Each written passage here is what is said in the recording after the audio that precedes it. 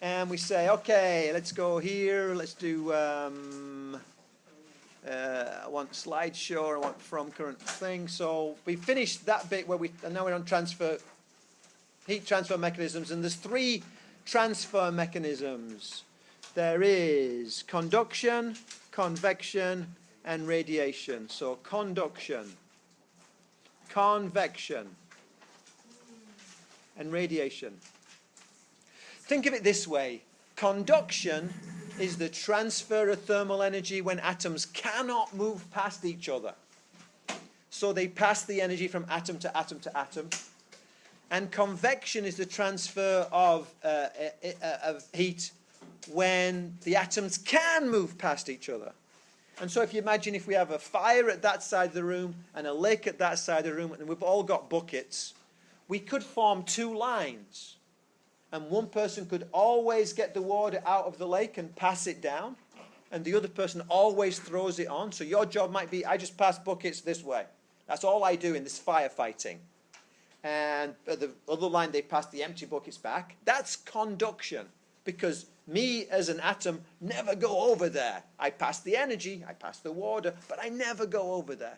Convection is like, we've all got buckets, just as before, but now we all run independently. So we're all swarming around trying to get to the lake, and then we're all swarming around trying to get to the fire.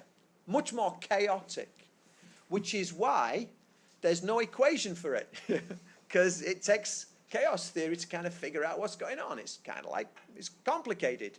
So convection, there's much more complicated, but you can visualize it. Hot air rises. If you've ever gone swimming in the ocean and you've just swam into a cold, there's warm water, and then suddenly it's like quite cool.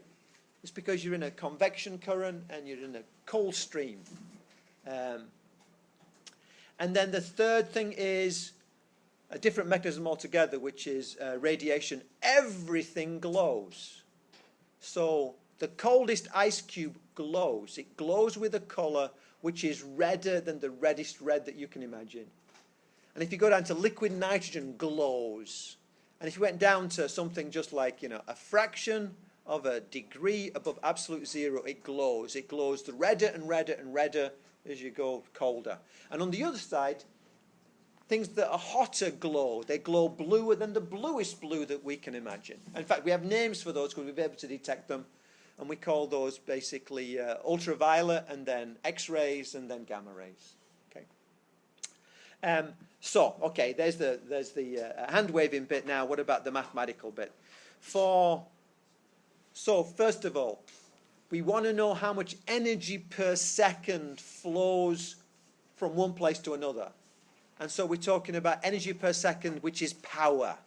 And the unit for power is the watt. But a watt is a joule per second. And what I find is, if I ask people for power, people remember these 2 equations. If I ask them for how much energy flows in 5 minutes, they get stuck. And it's such a shame, because your energy is equal to your power times your time. Delta T being, little t being time. So it's like people remember the complicated bit and they don't remember this bit in between. It's almost like, who cares about that bit in between? And yet it's just a natural, we've done power before, we did it in mechanics. So just don't get caught on that. Because, I'm just as likely to ask you how much energy flows in 5 minutes as what's the power dissipated. It's like, the way it works is quite logical when you think about it. You're going to get more energy per second flowing across this tile if there's a bigger temperature difference. So that's why, and I prefer the delta. In principle, it's dt by dx, but, we talk about uniform changes, so we can talk about it as delta t. My difference in temperature. And then the delta x is my distance between the 2 faces. If there's a bigger temperature difference, I expect more energy to flow. If there's really a bigger temperature gradient, and the gradient is how much the temperature changes per meter. So if there's a temperature difference with a shorter step, I expect more energy to flow. If I have 100 temperature difference over a foot versus 100 temperature difference over an inch, I expect more to flow through the inch than the foot.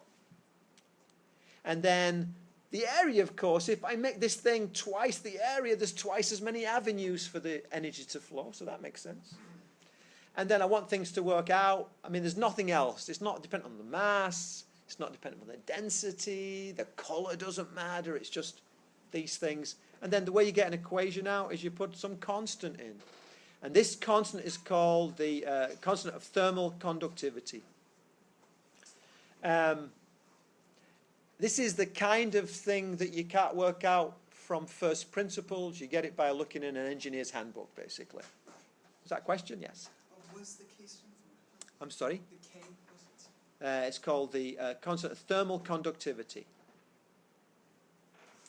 As I say, convection's great, but it's complicated to mathematically model, so we tend to just put it to one side. We visualize hot air rises, cold air sinks. Same thing happens with the oceans, etc.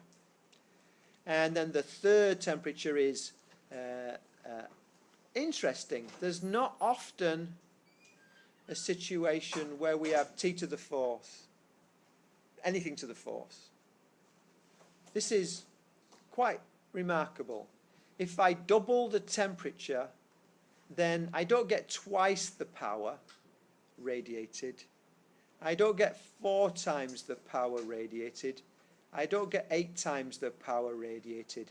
I get 16 times the power radiated. Put it another way, if I want to maintain the same a temperature which is twice as high in absolute degree terms, in Kelvin, I need 16 times the energy. So, just by the by, what you find out is that stars that are twice as hot as the sun are burning through their energy 16 times faster, but they're not 16 times more massive, so they don't have 16 times the amount of fuel. So the hotter stars tend to burn out quicker than the cooler stars. And they use that as a way of dating structures in the universe. They'll look at these things called globular clusters, and they'll find no blue stars. And they go, these things must be really old, because all the blue stars have burned out. And so they have a way of devising the way our galaxy was built using that. So very, very standard, kind of interesting stuff, very interesting stuff. But I don't often get a time to do T to the fourth. What do these other letters stand for? Well, A is the surface area. That makes sense. More surface area, more area to radiate. And then we have another constant here, which is the emissivity. And the emissivity is a fractional number, which goes from 0 to 1. Now, black absorbs light really well, which is why we don't see reflected light coming from it. Things that absorb well emit well.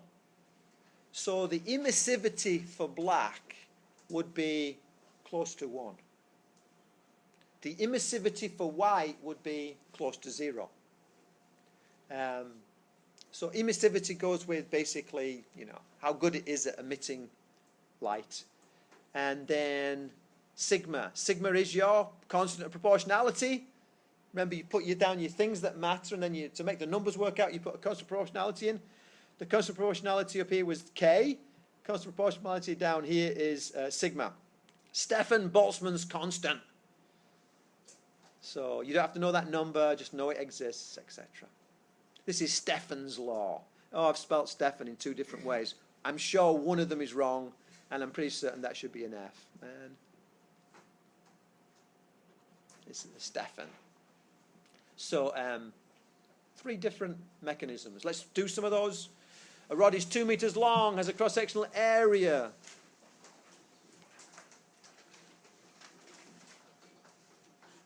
So it's 2 meters long.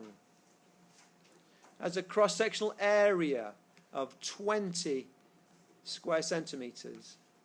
One end is at 15 degrees C, and the other end is at 30 degrees C.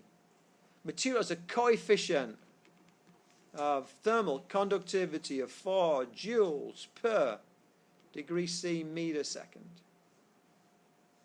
How much energy conducts along the rod in 4 minutes? Delta T. equals 4 minutes. So I say P, put down your principle, is equal to Q over delta T, that's the energy per second, which equals K, A, delta T over delta X. Don't we have to convert centimeters to meters? Oh, I'm going to get to all that. I'm writing down my principle. So I say P is equal to, well actually let's do this. It's asking me for how much energy conducts. Q is equal to K, A, delta T, that's big T, over delta X. And if I want Q by itself, I want my delta T on that side. So Q is equal to K. I had a value for K somewhere. It was 4. A, oh, got to be careful. This is equal to 20 times 10 to the minus 4 square meters. And then delta T, my temperature difference is 30 minus 15. Bad teaching on my part, having a thing where the difference is the same as one of the values. That's just bad teaching methodology. And then my time, 4 minutes. I'm sorry, we don't deal with minutes. 4 times 60 seconds. 4 times 60 seconds. And then I have my, I've got 2 delta, that's a delta X, I'm sorry. That's me. At least I'm following my equation, but not doing it right. My delta X is 2 meters. And then my time is 4 times 60 seconds. So Q is equal to, let's have a look, 4 times 20 times 10 to the minus 4 times 15 times, let's just be devilish and work this bit out, 240 over 2. So Q is equal to, and I get my trusted calculator, which I didn't bring with me. Oh, I did, of course, I'm a physics guy. So I have, in my Jimmy Jams, I have my top pocket, you'll find my, well, you won't, but I keep my calculator in there. So 4 times 20 second EE to the minus 4, enter, times 15, enter, times 240, enter, divided by 2. I'm getting 14.4. Yes. Nice. Nice question. Notice I walked off a cliff, but I saved myself. Why? Because I had written down my equation.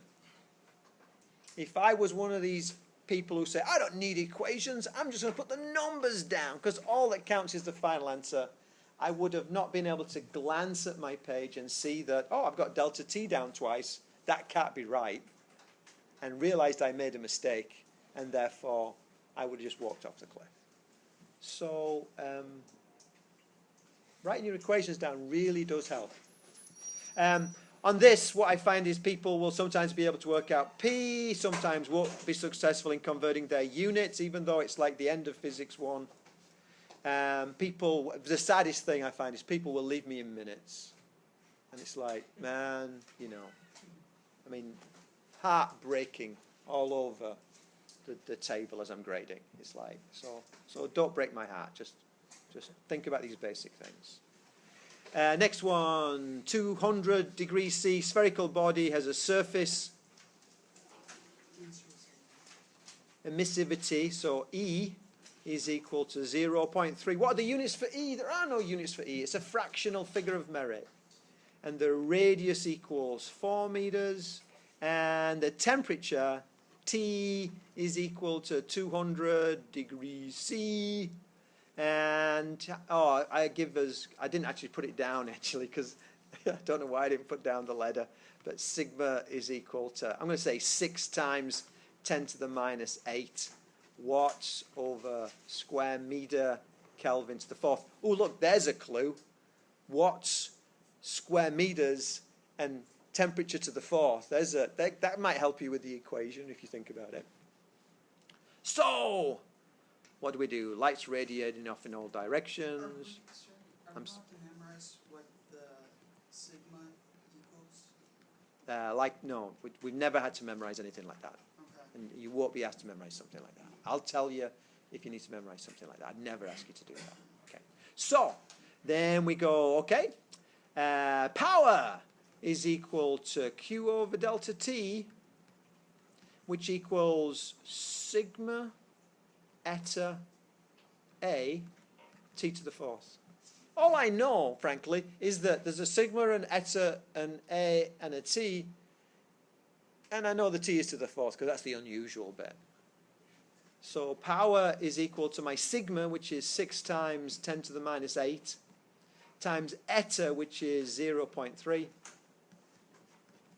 times A, watch out, oh no, do I give you an A? Oh, I'll give you the radius, don't I? Yeah. Which is pi times 4, it's in meters, squared, times T to the fourth. Of course, T has to be in Kelvin. You might want to learn it with a little K there just to help yourself out. It's your choice. But that's going to be 473 Kelvin. 273 plus 200. That's 473 cubed. Fourthed. So let's have a look. 473 caret 4, enter. And then times 16, enter. Times pi, enter. Isn't the area of a sphere 4 pi squared? Oh, I thank you so much. Oh man, humbled. Right, thanks ever so much. It'd break my heart if you did that during a test. So it happens occasionally, but it's fun. I didn't write. Did you see what I did? Did you see what I did? I did not write down the equation for the area. I did it in my head. I didn't say, oh, that's 4 pi r squared, because if I'd written pi r squared, I'd have seen that's a circle, because I know that. But I did it in my head, and so I walked off a cliff. So shame on me.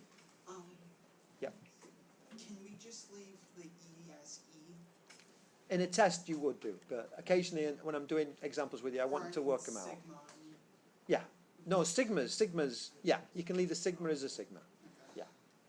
So 4, 7, 3 caret to the 4, and then we're going to have times 16 times pi times 4 times 0.3 times 6 second EE to the minus 8 equals, and I'm getting, whoa, big number, 181, 153. So for the radiation, you want the temperature in kelvins. Yes. Cool. Now this time I didn't ask you for power. This time I asked you for power. I didn't ask you for the energy in a certain time. But if I asked you for it, like how long is this in 60 seconds? Let's say I want Q in 60 seconds. I'd go power is equal to Q times delta little t, which equals 181,153 times 60, and that would be in joules. So just don't be caught by that little extension. So to make this interesting, I can give you the surface area in non-standard units, have you do a conversion. I can give you the radius like I did, check to see if you remember the equation for the surface area of a sphere, and so on. Okay. Questions? That's not where I got. Let's go. Just check it later. Okay. Okay. So I'm going to just break there.